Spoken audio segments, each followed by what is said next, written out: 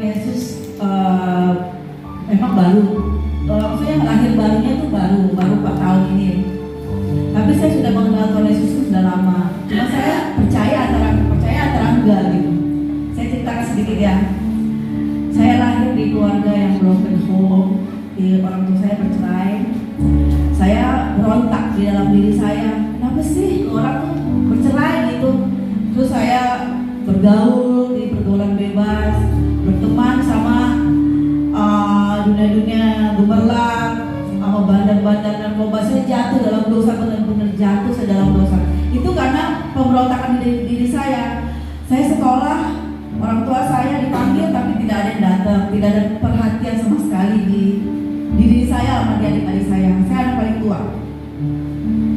Kalau saya mau menyalahkan keluarga, itu dulu saya dendam sekali sama keluarga saya.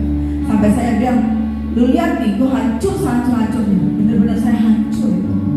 Saya jadi bandar narkoba, saya jadi pengguna. Pertama saya jadi pengguna narkoba. Sampai saya dijuluki dulu, kan dulu ada lagu Janima ya, prestasi ya. Saya di bawahnya itu. Pokoknya saya tuh berusaha meracuni orang, kasih orang gratis. Kan saya pacaran sama bandar narkoba, bandar besar kan. Kerja saya itu meracuni orang, kasih orang pil, kasih orang sabu-sabu, putau, segala macam narkoba saya jual dulu. Itu saya masih muda sekali, masih umur 25-26. Itu saya dendam, benar-benar saya hancur sehancur-hancurnya. Sampai saya sempat mau bunuh diri loh teman-teman. Bunuh diri saya udah ngeliat tangan saya. Benar-benar saya merasa tuh kayaknya tuh pengen cepet-cepet aja mati gitu, gak ada guna. Saya dulu belum di dalam Tuhan. Saya lahir di Katolik, tapi orang tua saya pisah. Saya pindah ke Islam, tapi saya nggak tahu siapa yang saya sembah gitu. Ya kita toleransi aja kan. Memang keluarga besar saya masih Islam kan. Cuma mungkin itu bukan panggilan saya, bukan diri saya gitu kan. Saya nggak menemukan apa-apa. Saya sembahyang, saya sempat dimasukin ke pesantren di Gontor di Jawa Timur. Saya tidak menerima apa-apa. Kedamaian itu nggak terima, makin hancur, makin dalam saya. Saya berdoa, pas saya hancur, saya berdoa, Tuhan sama-sama Tuhan saya yang dulu, tapi saya nggak dapat jawaban, nggak dapat jawaban apa. Setelah itu saya ditarik ke Pekanbaru. Udah tahu dong keluarga saya itu narkoba, ditarik. Percuma, memang nggak ada namanya mujizat dalam hidup saya itu, tidak ada yang mengubahkan hati saya itu, nggak ada. Akhirnya saya berontak dong, saya balik lagi ke Jakarta. Wah, bakal hancur lagi kata keluarga saya. Akhirnya mungkin Tuhan, aku pas balik ke Jakarta, aku bingung nih, aku nggak berani jual narkoba nih. Teman-teman udah nggak berani dong. Wah, teman gue banyak tatok nih. Akhirnya teman saya menawarkan kerja dong di Kolosium. Jadi apa? Jadi mami saya akhirnya teman-teman. Gue bilang, saya jadi mami, saya nggak punya anak-anak gue, mau saya jual gitu kan. Yang penting saya cuan kan. Nggak usah lu cari anak-anak, di sana disediain, lu tinggal memarketing aja. Jadi memang saya marketing kan, tapi ini saya bedanya marketing manusia. Akhirnya saya jadi mami teman-teman.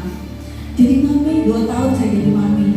Tapi saya mau sampai kapan hidup gue begini, umur gue udah berapa. Akhirnya mungkin cara Tuhan itu menemukan saya dengan suami saya yang sekarang. Saya dulu udah pernah menikah, gagal. Saya ini menikahi 2 kali dengan suami saya yang sekarang. Kebetulan suami saya juga dulunya juga seperti itu, tapi udah bertobat. Mungkin Tuhan menemukan saya berdua, saling menopang kan, diperkuat saya lagi. Tuhan memilih, Tuhan sebenarnya ini Tuhan yang cara Tuhan memilih suami saya. Tuhan juga memilih Pak Gembala untuk membaptis saya untuk lahir baru. Ini saya pikirnya, terima kasih Pak Gembala.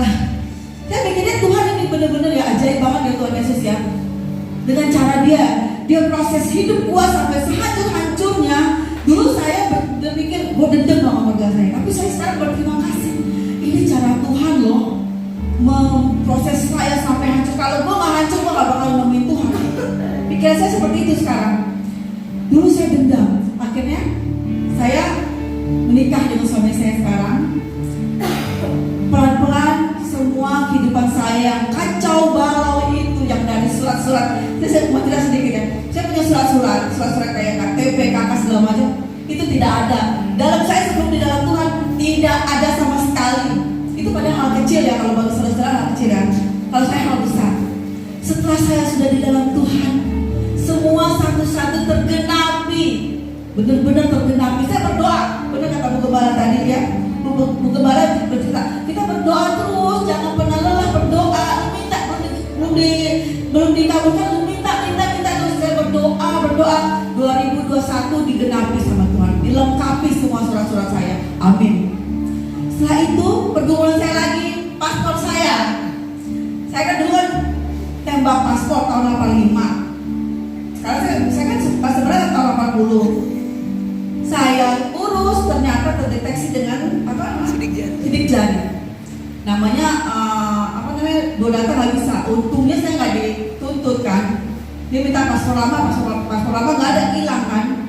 Akhirnya saya bergumul lagi, saya berdoa 2022 kemarin digenapi Tuhan lagi.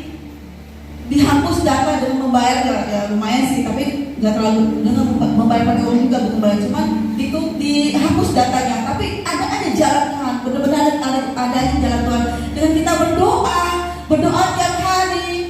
Maksudnya apapun yang kita jalani dalam hidup, maupun kita senang atau maupun kita susah, kita harus tetap bersyukur, jangan pernah mengeluh. Saya benar-benar saya nggak pernah mengeluh. Saya ada makan, nggak ada makan, saya tidak pernah mengeluh. Setiap saya merasa susah, saya mikir gini aja, saya fokus ke Tuhan Yesus. Dia menyelamatkan hidup saya, Dia mengorbankan hidup dia buat menebus dosa saya di dunia ini. Dengan lambat laun itu pasti di dalam hati itu kayak tenang jiwa, walaupun nggak ada duit buat makan besok kan. Cuma sukacita, benar kata Bu Gembala, sukacita kita selalu ada dalam Tuhan. Bila kita benar-benar mengandalkan Dia, bila kita benar-benar hidup kita tuh sama benar-benar buat Dia. Maksudnya kita manusia nggak ada yang bisa hidup kudus, pasti ngakuin dosa terus.